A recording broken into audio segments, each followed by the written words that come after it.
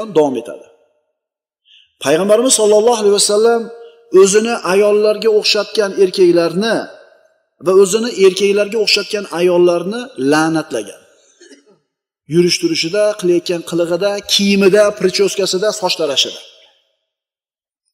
Ularni uylaringizdan chiqarib yuboringlar degan Rasululloh sollallohu alayhi vasallam. Yana Muoviya davom etdi. Nabiy sollallohu alayhi vasallam o'zini zamonida falonchini haydab chiqargan mashqa fe'li uchun. Umar ibn al-Hattob xalifa bo'lib turganda falonchini haydab chiqargan. O'zini ayollarga o'xshatgan erkaklar. Endi o'zini erkaklarga o'xshatgan ayollarchi? Erkaklarning kiyimini kiyib yurgan, shim kiygan, badanlarini tortib, qomatini chiqarib turadigan, hamma avratlarini hajmi bilan shaklini aniq ko'rsatib turadigan libosni kiygan ayol mal'una, la'natlangan emasmi?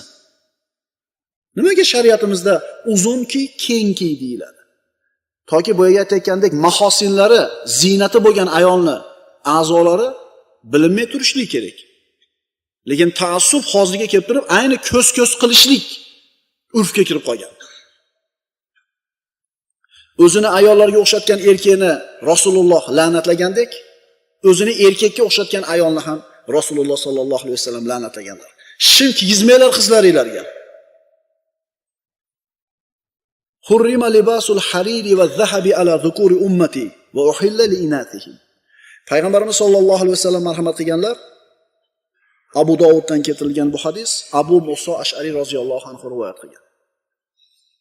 Ipek kiyish, oltin taqish ummatimning erkaklariga harom qilindi, ayollariga esa halol qilindi. Yigit kishidagi eng go'zal narsa bu uni shijoati, mardligi, o'g'il bolaligi, g'ururli bo'lishi. Qizlardagi eng go'zal narsa bu ularning hayosi. Birodarlar, bolalar tarbiyasi, farzand tarbiyasi deganimizda biz o'g'il bolani ham, qiz bolani ham nazarda tutamiz. Ammo bu tarbiyani o'g'il bolalarga xos tomoni bor, qiz bolalarga xos tomoni bor. O'g'il bolalarni tarbiyasi mardlik, shijoat, shahdamlikka asoslangan bo'ladi.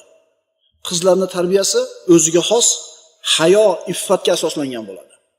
Qaytarib aytamiz, qiz boladagi, ayol kishidagi eng go'zal sifat bu hayo. Mashhur qissa. Musa alayhissalom Misrdan chiqib Madian qishlog'iga keldi. Qur'ondagi go'zal qissalar. Madianiylarni hayvonlarni sug'oradigan joyga borib turganida odamlar kelib tuyalarini, qo'ylarini sug'ordi. Lekin ikkita qiz o'zlari bilan olib kelgan qo'ylarini to'sib turishibdi, odamlarni qo'ylarga aralashib ketmasin. Ular ham sug'organi olib kelgan, odamlarga aralashishni xohlamasdan hayo bilan chekkada turganligini ko'rdi. Borib, hali qizlarni qo'ylarini olib kelib sug'orib, qaytarib olib borib berdi. Bu ikkala qiz Shuayb alayhissalomning qizlari edi, payg'ambarning qizlari. Hayo bor edi. Alloh taolo mana shu qizlarning bittasini Musa alayhissalom oldiga kelganligini aytib, qaysi sifatini maqtadi bu qizdagi? Faja'athu ihdahuma tamshi ala istihya. Bas ulardan biri hayo bilan yurib keldi. Qaysi sifatini maqtayapti bu qizdagi? Hayo sifatini. Erkak kishini bir ayolda e'tiborini tortadigan narsa ayol kishida. Bu uni hayosi. To'g'ri, ayol kishi chiroyli, go'zallik, husnli bo'lishi mumkin. Agar hayosi bo'lmasa